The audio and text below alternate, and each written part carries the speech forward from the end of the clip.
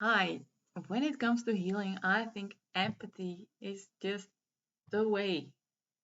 It's just by any means the way to get connected to the other person. And empathy, it's so misunderstood. So let me redefine it in three steps. And the first one is naming the feelings. Second one is kind reassurance. And the third one is encouragement. So what you want to accomplish is to feel good, right? Everybody wants to feel good. Everybody's looking after love. And the main thing is you have to look after yourself very well if you want to be in good relationships. You have to be aligning with powerful principles. And a lot of power lies in connection to your feelings, connecting to your truth, and connecting to your needs. And well, feeling good is a need, but let's say, you feel anger, you feel disgust, you feel abandoned, you feel mistreated. If that is the case, it's okay. It's okay to not feel okay. And once you understand that your feelings are very, very useful, yes, you can work with them. You can feel them without getting lost in them. And a lot of people are very afraid of their own emotions. They are just afraid. They don't know if they're going to freak out. They don't know if they start to dwell on the pain or they might do crazy stuff once they realize in how much they pain they are. Some people just don't trust themselves with their feelings, which is actually awkward because if you don't trust yourself, you can't even trust other people, isn't it? So, these feelings are useful, they have a message for you, and um, break. Feelings are helpful. They are signposts. Post. And well, let me give you one example. Like if you feel very sad, feelings are moving energy. Look at the word emotion. Feelings means energy, emotions, moving energy. And energy does not want to keep still, locked up, right? What does it do any good if you bottle up things? Because you can only bottle up so much. You must remember one time you were really angry with someone and you couldn't tell that person. You didn't know how to tell this person. And you bottled it up and it bottled higher and higher and higher. And in the end, you burst it out or you acted out and you took it out on the wrong person. So that's what we don't want. But how to actually feel your feelings? It can be very simple. But most of all, just tell yourself what you feel. I feel sad, I feel angry, and it's not just one feeling. You can feel five feelings at one time. There's no black and white in feelings. Feeling sometimes is the full rainbow, the full range of colors. And it just so happens that you can be joyful when you're going through a rough time. So you can go through a time of grief, but you can just as well go out, watch a movie, see friends, and laugh. You know, a person that is grieving can still have good times. And moreover, when we get specific, when we are angry, most of the time, we're not only angry, but we're sad.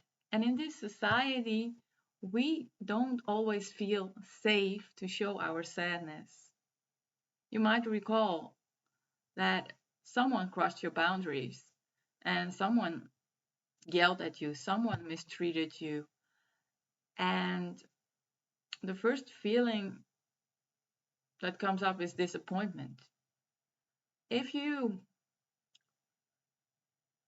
were to see a friend and she doesn't show up, and you wait for her at the cinema at 6 o'clock and she doesn't come, you feel disappointed.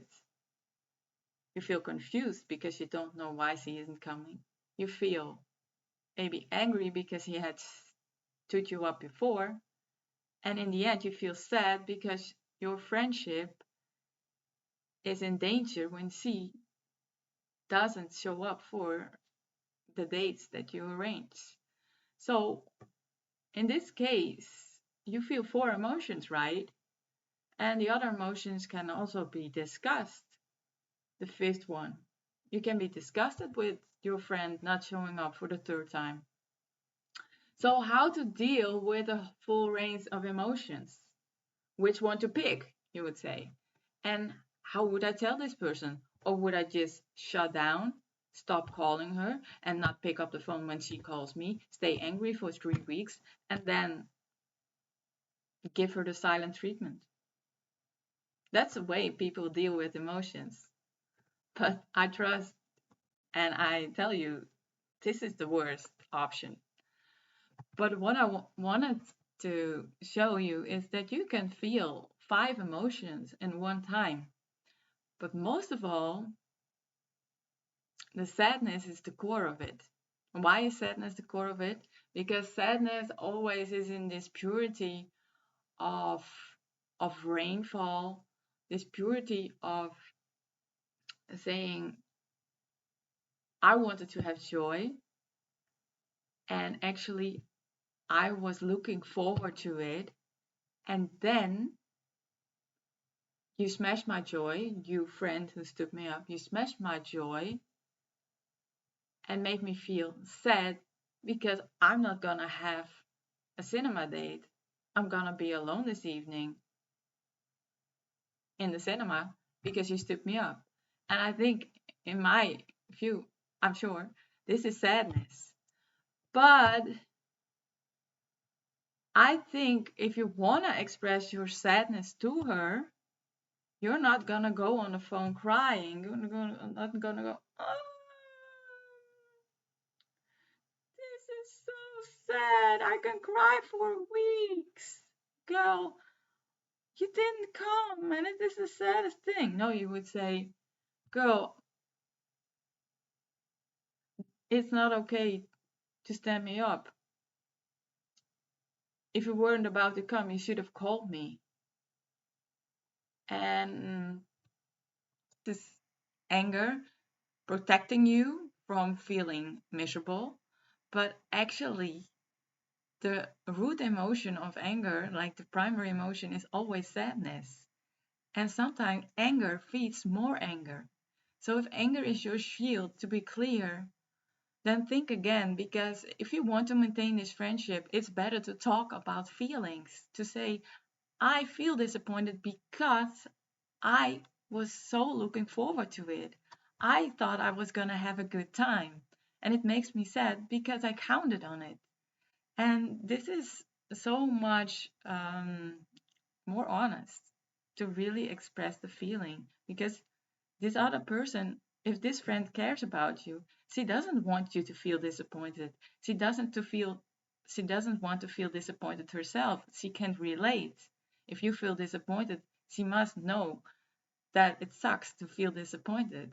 So if she cares about you, she will immediately realize that she messed up. So this is my story about emotions. This is what I've learned uh, through many books that I've been reading. And this is a recommendation I want to do.